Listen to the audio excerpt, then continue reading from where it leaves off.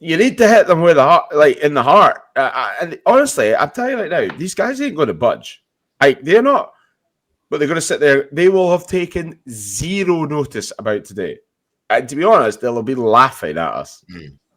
But along with the fact that I think we've become an industry of getting steamrolled so often in the last 40 years, I think we've just become a level of acceptance.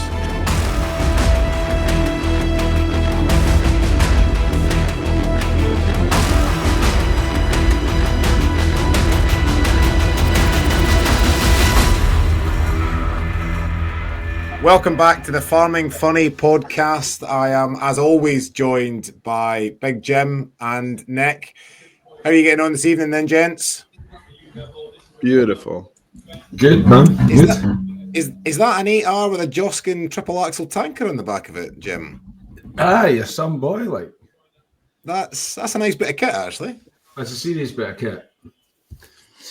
Probably one of my favourite tractors is a John Deere 8400. With a big long nose on it. Seriously, nice bit of kit. Looks the part. We had an 8300 Donner up until 4 or 5 years ago. Back from, she was our reg, and she was a serious bit of tackle. You see a lot of these old yokes still running, like, 20, 30-year-old tractors, like, they're all solid bits of kit. That's because none of them are running on common rail with DPFs and electrics through the nose on them. It's because they're just raw, pure engine blocks. Well, that's it. I remember looking into, Steiger when they started, before Case bought them out. They were all one of the reasons they were so successful is because they were so simple, and you didn't have to go to a dealer to get a spare part or an authorized dealer. You could literally nip down to your local hardware store and get a part for this engine, and then be up and running the same day. And that's why loads of folk loved them, because they were so simple.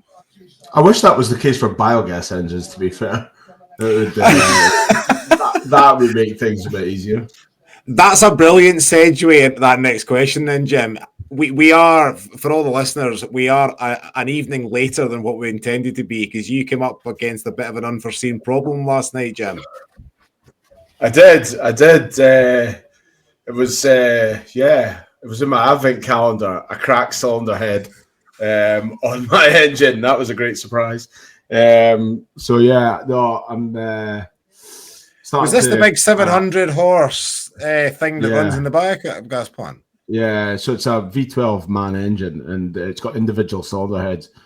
So one of the cylinders was playing up the other day, and she tripped off, pulled the spark plug out. The spark plug was covered in like an oily fluid. So I've got this thing called a boroscope. So you go down into the cylinder, you can start to inspect the cylinder, see for any screeving up the side of the liners from the piston rings, where it could potentially be coming from. Check the head. You've got the 4 valves on the top of your head that bolts onto the block where your piston is. So your piston comes up and meets the head. And on inspection, I couldn't see anything. And then I came out, and I went back in 20 minutes later with the boroscope again, and then all of a sudden this little weep started between the cast of the block of the cylinder head, between 2 of the valves where it's quite thin, and it just started to bubble and bubble and bubble. I was like, oh, fuck, I've got a cracked cylinder head. So the last time the guys changed it, I paid quite a lot of attention to what they were doing. And thankfully, we had one whole, you need gaskets, cylinder head, you need quite a lot of stuff in stock. Thankfully, we had a heap of it. But yeah, so I changed the cylinder head on the engine, got it all tuned back up, and got going again. So that's no small job, though. No. I mean, how long did that take you? 6 hours, something like that. Gee whiz. Yeah, and you're very confined in space. This engine's plunked in the middle of an 8-foot wide container that's soundproof, so you don't have much space to work in, and you've got to drain all the cooling system out of it, because the cooling water runs through the jacket of the engine and up through the head, and that's what helps keep it cool. So you've got to take all that down, flood, that's 500 litres of the system you've got to flush out. And there's like, when you're bolting the new cylinder head onto the block, you've got to do it in specific order. So there's 6 bolts. There's like tightening, technically, if you do your studs on a tractor, you say you've got 10 studs, you should always be doing opposite studs when you're tightening them up, working your way all the way around. But then you've got to torque the bolt. Eh? Oh, he's not even listening. He's zoned out. Exactly. Well, the rugby studs, or? Yes, rugby studs. You got to tighten your rugby stops up in alternative order. So basically, you have to tighten them up. There's 6 studs on each head, and you've got to tighten them up to 50 Newton meters, then 150 Newton meters, and then 300, and then 3 turns of 90 degrees with the bar, all in a particular order. And I tell you, see when you got to that last turn of 90 on the bar, oh, you bandit. I thought I put my back. You needing all that body weight behind you, Jim? I was in 120. I was in 128 kilos of pure beef behind it. Anyway, I can tell you. He was out the 8-foot scaffolding pole, giving it a bit of purchase. As you say, you don't have a huge amount of room in that wee container. Nah, you don't. So trying to get a decent sized bar, getting leverage on it, it was. So yeah. Buy a guy. Everybody, get a biogas plant. Jim's really selling them here. I know. I was about to come up with a tagline, but I realised it's maybe not really appropriate anymore. I was like, Jim will fix it. I was like, man, not like, ooh. We've just hit a new low in the podcast. that's like, there's like that. There's a stand up from a while ago with Jimmy Carr when he gives a really like low blow joke to about women, and everybody laughs, and then everybody goes, oh, and he's like, right, stop. He's like, you can't laugh, look around the room, and then go, actually, I better not. Like, and then go, oh, you've got to like what side you're on. If you find it funny, laugh. Jesus Christ. And Nick, I have to take my hats off to you, mate. You and Holly have got the glamping pods up and running, officially open. Oh, I wouldn't call them glamping pods. You might have my wife knocking on your door. I stand corrected. Yeah, no, luxury villas. Yeah, luxury lodges, I think. Luxury villas. Down the right thing. Yeah, no, up and running. Had our first guest at the weekend. 2 5-star reviews. Completed it, mate. Completed it. Just until the sewage tank. What's that, Jim? Did you have a comfy sleep? Was it quite good? Mate, it was fucking. I can't even tell you about my Friday. My Thursday. So I got what's it called, Starlink for them, and we've got it in the house, and it's actually really good. So I bought Starlink, spent 6 hours on the Thursday night trying to get it to work. Wouldn't work. Anyway, phoned the guy who's like, basically your cable's not working. So I did a bit of a bandit thing. I went in, bought a new one, brought it out, got the new cable, put the new cable in, stuck the old cable back in, said it didn't work, so I didn't have to pay for it, which was good. And then got that set up on the Friday, had to go all the way to Dumfries for that, and then came back and fucking the brand new TV wasn't working. So it was about 1 o'clock. We had guests coming at 3 o'clock. So I had to drive all the way back in Dumfries again, an hour and a half round trip. And at 2:48, I fitted the last TV and got it working for the guests to arrive 12 minutes later. So yeah, no, all good. I'm running. So it's a lot more stressful. I thought, who knew hot tubs were such a pain in the ass as well. You thought you had issues with your cracked cylinder head, Jim. Honestly, it pales into insignificant. 2 rounds. To be fair, Fuck me. Getting a TV signal down that part of the world must be a nightmare. At least you stood a chance of fixing the gasket head with all the parts there. no wonder they need satellites. If anyone could do it, it's Elon Musk, that's for sure. Yeah. Well, here, did you know? So he's got. I'll be rising every day because we've been on it for 18 months now or something, and I must have told about 10 people about it, and 10 people have gone and got it. And so he's at over 100 million subscriptions now worldwide for Starlink, okay? It's amazing. So before that was it's like 350 or something, like 65 quid, right? So there's what's that, 650 million coming in a month, right? Yeah. They reckon in 5 years' time, it's going to be the singly biggest subscription company in the world. They reckon it's going to be 500 million people will have Starlink. I believe it because you can't beat it. I mean, you can literally have Wi-Fi anywhere without having to put cables in. Like you literally, we attach it to the roof. Power. Is that what it is? It's just power. It's Wi-Fi. And it's unbelievable Wi-Fi. And I mean, we've got 2 of the units, and rather than buying 2 of them, I just put a booster through to the second unit, and you've got full signal Wi-Fi in the other unit as well. It's unbelievable. Interesting. You know what's really cool, Nick? I'll need to send it to you. So at my AD plant, I've got it's called an outdoor router. Yeah. So what it is, it's like a white box with like 4 aerials on it. And what you do is you plug the cable from the Starlink into this router, okay? And it boosts the signal up to 500 meters. So when I'm actually away in one of my fields on the other side from the AD plant across the main road, I can go up and down the field in the combine and I get full Wi-Fi signal all the way up and down the road. This is just purely so he can watch Amazon Prime and Netflix while he's in the combine. That's the only reason he's got it. I've got unlimited data. I had to cross that bridge a long time ago when I had to keep paying on about the 10th of September when I used like 150 gig. I'm like, right, pay for more. So he's got absolutely no reason to have shite signal or reception for the podcast when he's in the field then? No, none. Jim? Exactly. Or even when he's in the house, as it's going at the moment. But going forward, I won't be doing it in the field anymore because fucking some people are like, you can't do it while you're working. All right, they baller. Yes, ball. No question. No name. I'm sorry, ball. So, Nick, give your pods a shout out. What are they called? Where are they? How do you get in touch? You've got a social page up and running.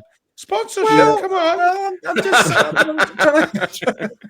try to keep him happy. Hey, we shout out your business. That's very difficult to keep him happy. It's so difficult. It's like if somebody can master that, you've cracked it. I do try. Holly must be the smartest person in the world. Holly's literally Gandhi. Right now, she's literally Gandhi. I'm not joking yet. So if you want to find us, it's Summerhill Farm Stays on socials, and is it summerhillfarmstays.co.uk, Hall? Yeah, it's Summerhill Farm Life. I'll tell you then. It's Summerhill Farm Life on Instagram, but Summerhill Farm Stays everywhere else. Right, okay. Summerhill. Sorry, I was thinking corrected. Summerhill. There's a picture of the Easy Cares. Look at that. Yeah. That's how we get the big guests in. I was going to say. Summerhill Farm Stays. Summerhill, what is it on Insta? No. On what's the website? Summerhillfarmstays.co.uk. Yeah. They're banging. It's a nice little retreat. You can even bring your dog to one of them if you like dogs. I don't know if you like dogs. It looks as if you book on Christmas, Nick will do a rendition of Once in Royal David City on Christmas morning for you, which is a nice naked touch. Naked. Just wellies. The website looks good, actually. I like it. Nice. Well done, luscious, Holly. Luscious green country. What scenery? Look at that. Yeah, some of us live in the right part of the world, mate. I tell you, that's boys' country down there. Look at that. Holly's done well, with this website. I had nothing to do with the good stuff. What I'd give to have green pastures like that, Nick, I tell you. I just dig holes and put cables and pipes in, boys. Nah, they look really good, Nick. And Holly. Hey, Sandy, see his farm road. It's got some spring barley growing through it, but it's all right. Let's skip that over that bit, Jim. We don't need to diverge in the details here. He's got a hot tub as well. Field, mate. The barn, the buyer. You've got a hot tub as well. They both up and running. I tell you, they take a bit of cleaning, Nick. Yeah, that's my job, unfortunately.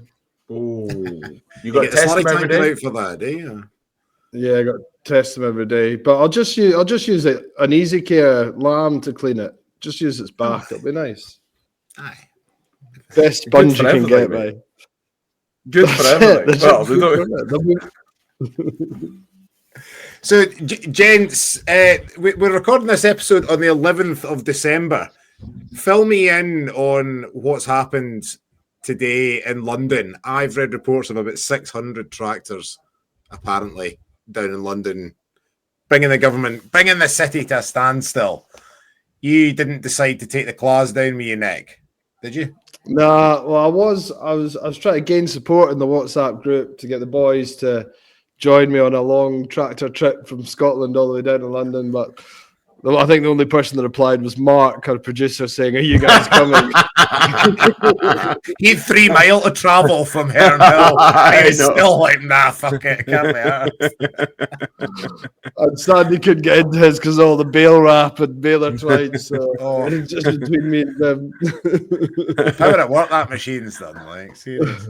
But yeah, no, it looks pretty impressive. A lot of tractors. I mean, I think it's basically a follow-up protest from the one we kind of went to about a month ago, because nothing's changed. They voted to basically keep doing what they're doing. I saw Gareth Wyn-Jones's speech, which was almost like what I can only imagine. What was that about? Well, so it basically did a speech when everyone got out their tractors, kind of riling everyone up, and it was a really good speech. And basically, like, we're not going to take this anymore. It's well worth a watch. Gareth Wyn-Jones' speech, and also my old pal Bradshaw, the old warm-up act for me. I don't know if it was in Parliament or where it was, but anyway, he ended up crying when talking about how much this is affecting farmers and stuff. So yeah, some pretty good content out there, and hopefully the guys in the powerful seats will have a look. That's interesting. Gareth Wyn-Jones gets a mixed reviews. He's quite a Marmite kind of character, but was he actually quite good? Did you? Yeah, he's quite inspirational. He talks really well. He was basically shouting down the microphone. There's a lot of anger there. But I mean, I think the thing is, like, and I mean, correct me if you guys think I'm wrong, like, we need, like, not a leader, but like there needs to be some sort of communication. Like, if we had wanted to take our tractors down, I wouldn't have known where to go and where everyone was meeting, all this sort of stuff. So, I mean, I think we do, like, your man, what's his name that did the first one? Ollie Harrison did a really good job. Yeah. But I mean, and I think people like Gareth Wyn-Jones are the right people. I think people see him as quite aggressive, but yeah, I personally think that's probably not a bad thing in the situation we're in at the moment. So yeah, no, I think by the looks of things, a second message has hopefully been sent to the government.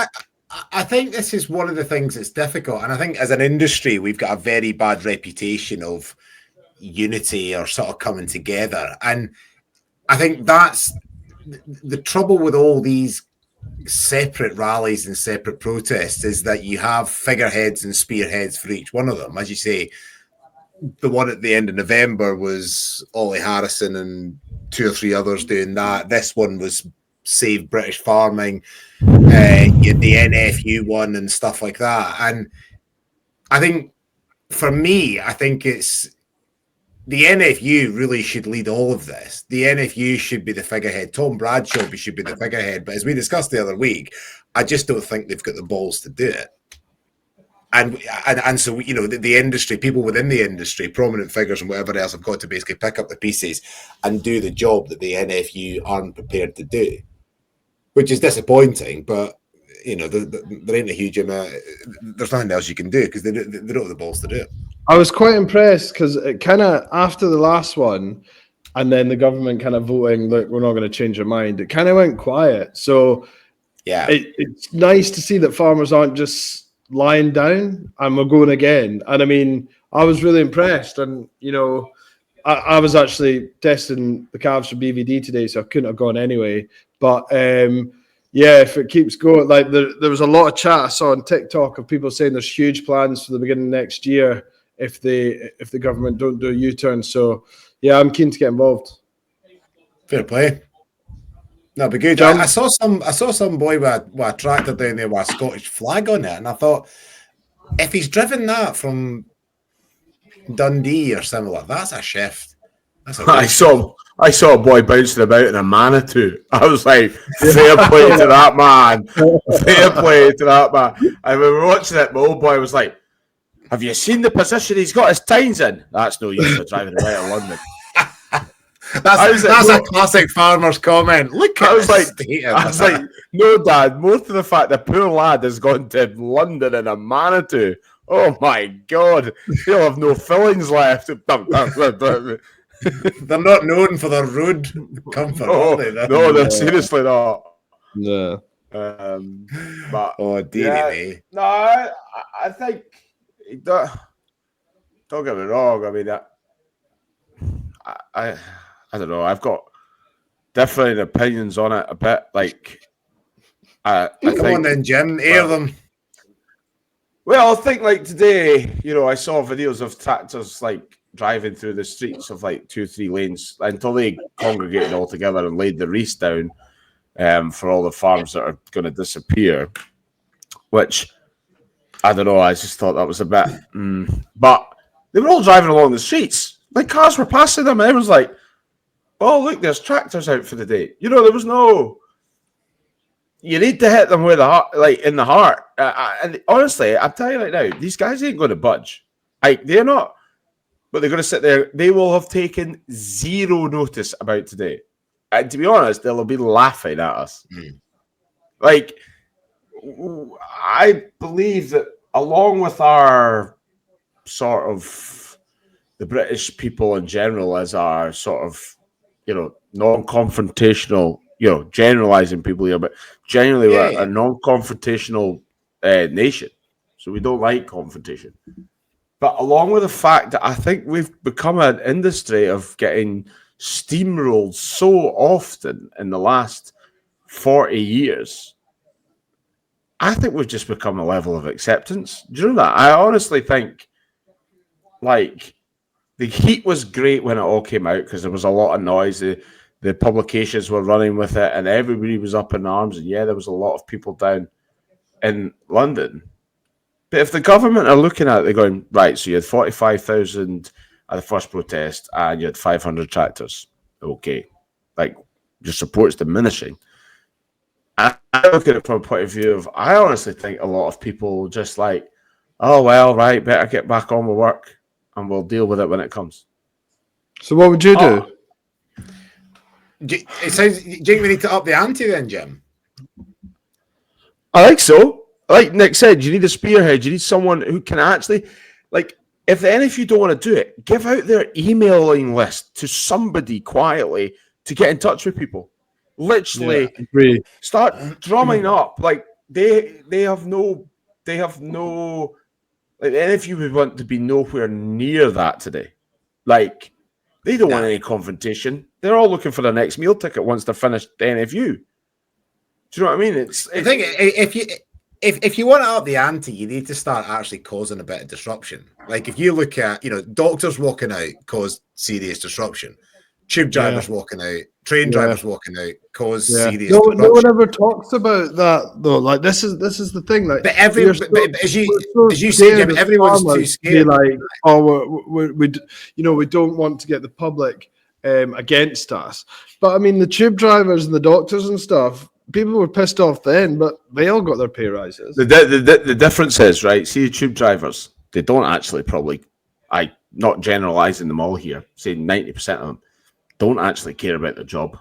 They just want their money.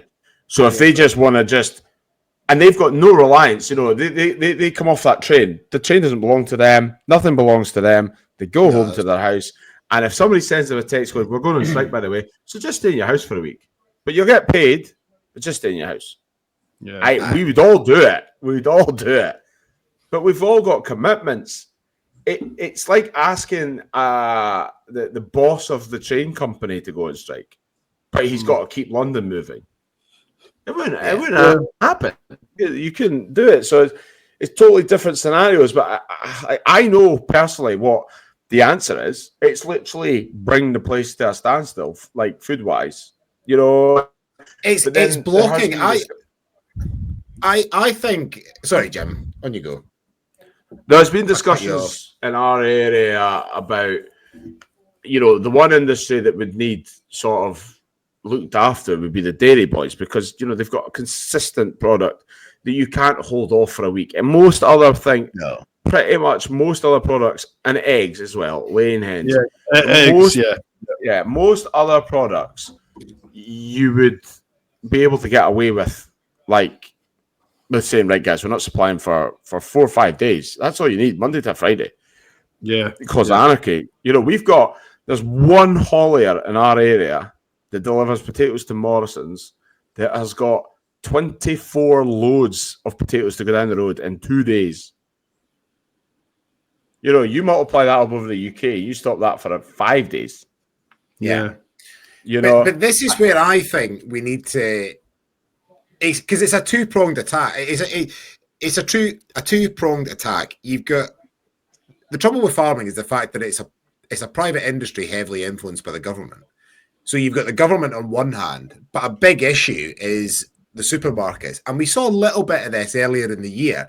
I think rather than march on Westminster to try and get the government to change their mind, I think you need to block supermarket depots and stop them getting food into supermarkets.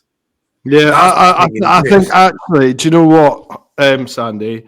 I'm going to butt in here and say I think you're actually spot on, because I mean we've talked about this before, Jim. For people like ourselves who have contracts that we have to fulfill or we lose, it's actually quite a scary thing to go, do you know what? I'm not going to give you anything this week.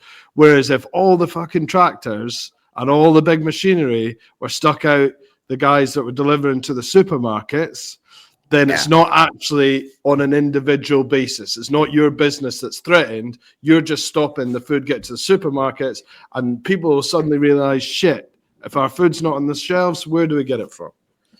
Because these guys these guys, as you say, it's run on such a just-in-time model that you can have a pretty quick impact in a number of days.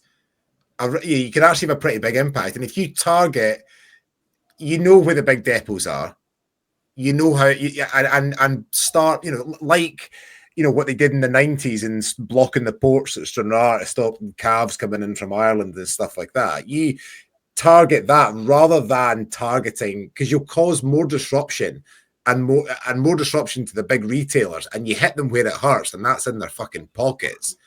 Absolutely. And then you'll start seeing people talk.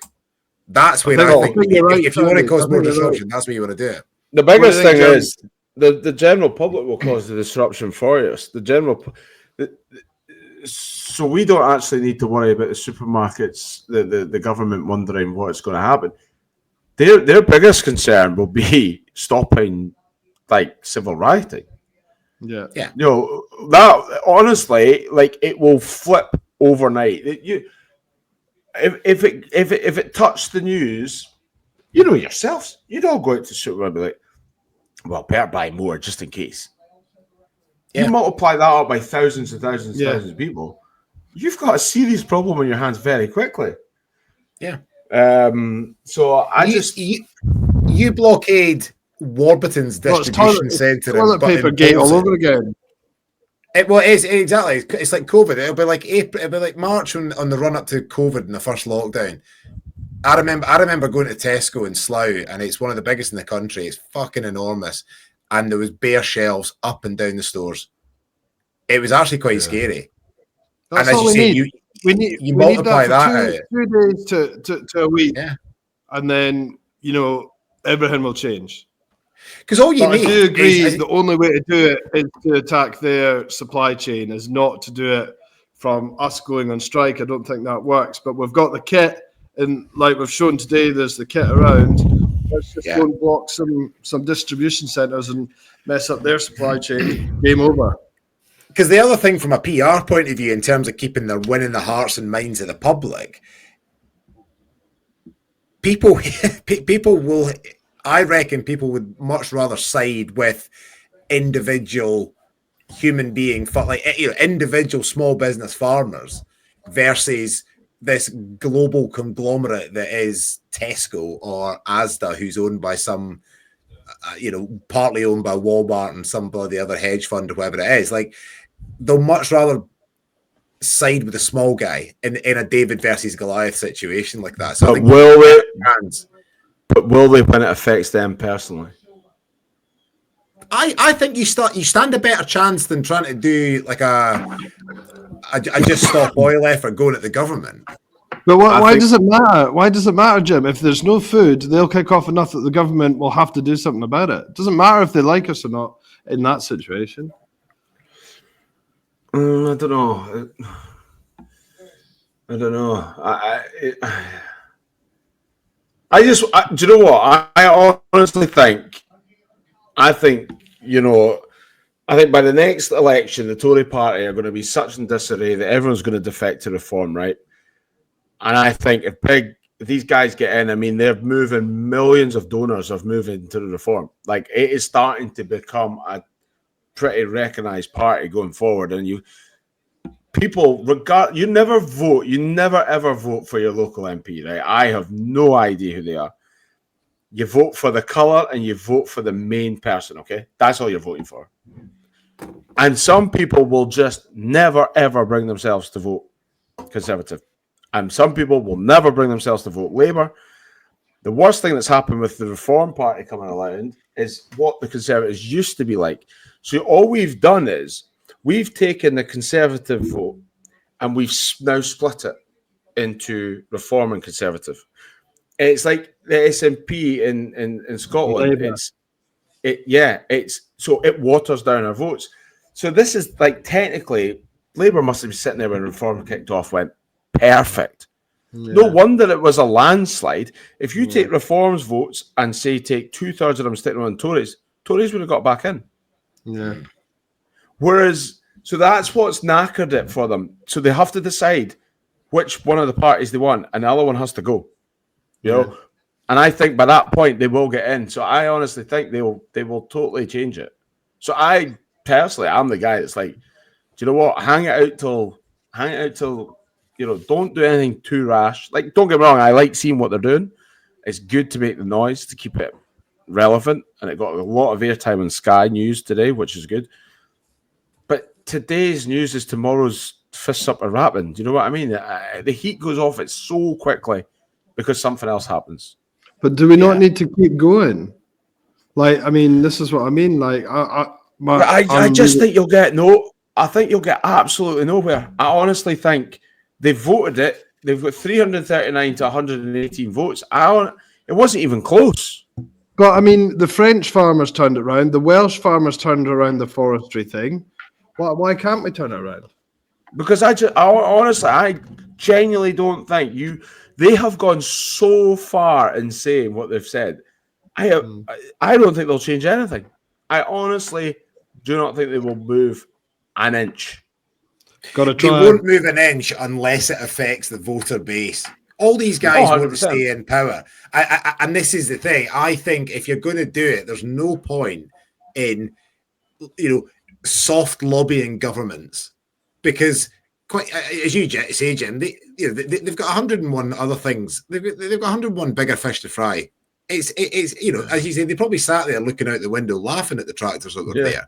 And okay, it gets it back in the news, and it's a good display of whatever. That's fine. But if you want to actually get the government to sit up and take notice and actually listen to what you've got to say, you've got to affect the voter base. And I think the biggest impact that we as an industry could have is to restrict or disrupt supply chain in a model that is so last minute anyway. It could be done relatively easily. And I think that is where you're going to make the biggest impact. It's where you're going to get government and the public to sit up and take notice. And I think it will get you a hell of a lot further than running yourself down to London and having a jolly and a piss up in the pub in the afternoon. Sandy for chairman of the NFU. You didn't even have a piss up. You went home at 5 o'clock, you mug. Do you know? I was married. Jeremy Clarkson should do it. Yeah. Clarkson should be the spearhead because he's got a heart attack. It had a heart attack a month ago, though. I think it's fact. Nah. Do you know the funny thing about right?